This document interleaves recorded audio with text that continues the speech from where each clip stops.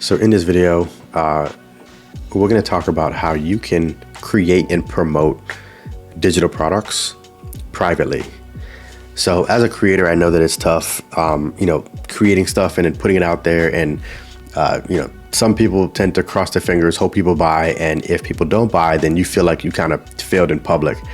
And it causes people to have a certain level of anxiety when it comes to launching anything. Like you don't want to put it out there publicly because you don't want to have a landing page out there that has no reviews, or you don't want to have these posts not have any likes, and then all of a sudden now your ego's hurt because you're like, well, I thought people would want what I have to sell. Okay, so in this video I want to talk through some of the things you can do to create, but then at the same time distribute and sell in private. So when you think of generating revenue through digital products, I like to consider it you monetizing a portion of your time.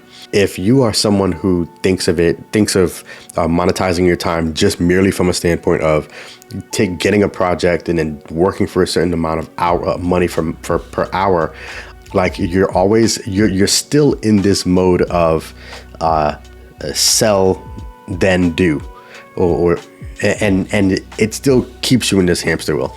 What I think can be beneficial for a lot of creators is to when you're putting content out there, when you're thinking about content, what you want to do is you want to put stuff out there so that people have questions for you. You then want to create some products that addresses that large portion of the questions that you typically get. It doesn't answer everything, because there's always going to be these questions that come about that doesn't have a one-dimensional answer, right? But you want to find as much gray area as possible and then create some type of product around it. You can record a series of videos. You can create some slides, speak to it.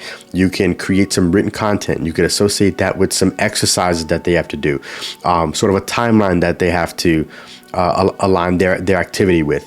You could have a set of checklists. You can associate that with some type of accountability activities. I've gotten clients to merely put stuff on their calendar. They just weren't in the habit of using calendars, and getting them to use a calendar opened up a world of opportunity for them, because they had something that prompted them to take action throughout the day and throughout the week. Just merely forcing someone to use something as simple as a calendar provided dramatic a positive impact for them, and at the same time they were able to attribute their level of success to something that we had worked through. Now, when people start asking you questions, one natural thing to do is to say, hey, would love to connect with you to explore what it is that you're doing a little bit more. During that conversation, let's say you set up a Zoom call. During that conversation, that's when you can identify whether or not they would be a good fit for your course, which is, again, it's not published, it's not public, but it's something that you have in your back pocket to say, hey, well, I'm going to spend 30 minutes to an hour with this individual to identify whether or not what they need is going to be outlined inside of this course, inside of this product. During that call, you can then say, hey, look, I have an opportunity for you to take this course, and the investment to be made for the program is, let's say it's $100 to $150, right?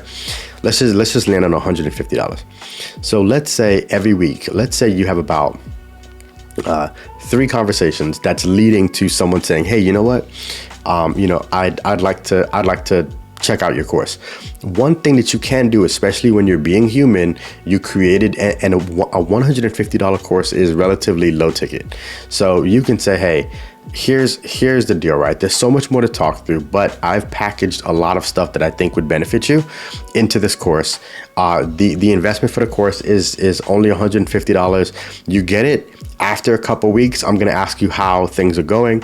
If you like it, then hey, we're good.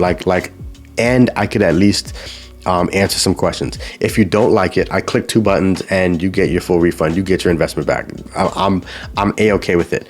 But at least you're offering them something without having that be the intent from the start, right? Like you just have something to offer them. That call was to explore whether or not they would have been a good fit. Because you've lowered that barrier so much, the likelihood of someone saying, hey, you know what? All right, let me check that out is very high. So let's say you get about 3 of those on a weekly basis. That's 150. That's 450 a week. 450 times what? About 4 weeks in a month. That's an extra $1,800 a month that you would be making by simply having a $150 course that you are not sitting here trying to, again, get that anxiety, that launch anxiety that you get from putting something out there, crossing your fingers and hoping that someone buys. Now, over a period of time, it doesn't have to be long. It could be a short period of time. Once people start saying, man, this was great. Thank you. You can then provide them incentives to say, hey, if you record a testimonial video for me, I'm going to give you complimentary access to this other course. Or you may even say, hey, you know what? You invested $150 because if you give me a testimonial, I'll refund that back to you. Now, all of a sudden it's a win-win-win because you're getting a video testimonial from them. They're receiving their investment back. And at the same time, they also got the benefit of whatever the outcome was from taking your course. Great, right? You then take those videos and then that's the validation you can start to put onto your landing page and onto your sales material so that you now don't have to think through, well, what if people think this? Or what if people think that? Let them now refer to the testimonial videos to be able to validate whether or not they believe they should consume your offering. Again, this is sort of a cycle, but I know having that launch anxiety can stop people from launching. You could say, well, man, like what if I need to make some adjustments to the layout? What if I need to do this? What if I need to do that? And that whole what if can turn you into this wonder. Like you have all these wonder products. I wonder what things would have been like if I would have launched this product. I wonder what things would have been like if I do this. I wonder. You want to stop wondering. You want to turn conversations into opportunities, and you do that by creating these different offerings and then just exposing people to it, sharing it with people. So again, just to give you a high level, like, hey, why did I record this? I recorded this because I myself, I'm going to be honest, I myself have experienced launch anxiety. I myself have been like, man, like, what if I sit and spend all this time making this course, and what if nobody wants to buy it? What if I make a post and nobody likes it? What about the Facebook algorithm? What if the algorithm doesn't show my content to anybody? What if I run an ad and I spend my first $500 before I get my first sale? And because of all of that, I'm just like, let me just take another project. and you don't want to get there.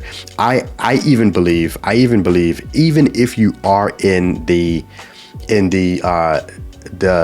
digital service space, like even if you're providing services, I still believe you should have some type of product to create or to have as an anchor to your offerings and your prices. So if, like, again, this is another mistake that I made in the past. If you are, like, let's say you're offering to build websites, right? If you have a product that's around how someone can prepare and how someone can publish their own website, right? That course, let's say that course where you recorded a couple videos and you're outlining and you're getting people to organize the content and do all this stuff. Let's say your course is $300. Right? This is for you to teach people how to make a course that will help them become profitable in their business or whatever. The course is $300.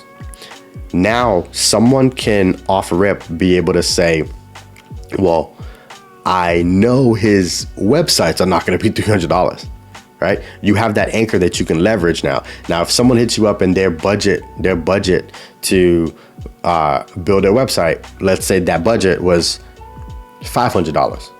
You can then refer them to the offering to say, hey, look, I really think that this is something you can do yourself. I've worked with a number of people enough to understand and to know that they can do a lot of stuff themselves. They just don't know what sequence to do it in. Then they don't know what tools to use. instead of you spending 500, that's your budget. That's your DNE. That's your do not exceed number. I would recommend you get my my course over here for 300. Actually, you know what? I'll do you one better. I'll give it to you for 2. So I'm going to give it to you for 200. You go through the course. After you go through the course, you let me know where you're at. You let me know how far you are from being able to achieve what you want to achieve. At that point, if you want, I will use that 200 that you invested in that course. I'll apply that to a proposal for your website. So if the website came up to, whatever it is, that's 2,000, whatever it is, I'll apply that to the proposal so that you're still not losing anything. I will still provide you with the support, but you at least got a chance to taste what it would be like to be able to be onboarded and to gain access to what that process would look like to create a website. That's a win-win situation for everybody. So digital products can create win-wins for everybody. It doesn't have to be something daunting. You do not have to listen to these gurus where they're like, oh yeah, if you're not making $5 million a day, then you're failing. If you have a digital product that is deployed, that is $100, $200, $300, whatever it is, and let's say on a weekly basis, you've created a product around something that you already publish content on. Anybody that you engage with that's like, hey, you know what? Like, I really want to solve this problem. This is the transformation I want to achieve. If you just merely offered that to them, that is you. That's as passive as you can get in the digital offering space. Once you start to get the capital needed to be able to automate and to get a certain amount of exposure without you leveraging your own network and your own activity and your own time, once you get to that point, then you can start investing in ads. Then you can start investing in funnel software. You can start running all these advanced campaigns to be able to automate emails. And if somebody doesn't open it, then you send them a follow-up email that says what happened. And then you can send another message to get them to opt into this webinar. And if they register for the webinar but don't attend the webinar, you can run this retargeting ad to that particular segment. And then you could say, hey, what happened? And like, you can do all that. Yes, there's technology out there to automate. The problem is people are automating themselves out of business. Conversations go a long way. You can do it. You can succeed, and you could also fail in private. You can do a lot of stuff in private. You don't always have to put everything out on social media. All right. So if social media is keeping you stagnant, I would love for you to hit me up and let's have a conversation around one way that you can launch, get rid of that launch anxiety, and get going on really capitalizing on this digital marketplace. All right, peace.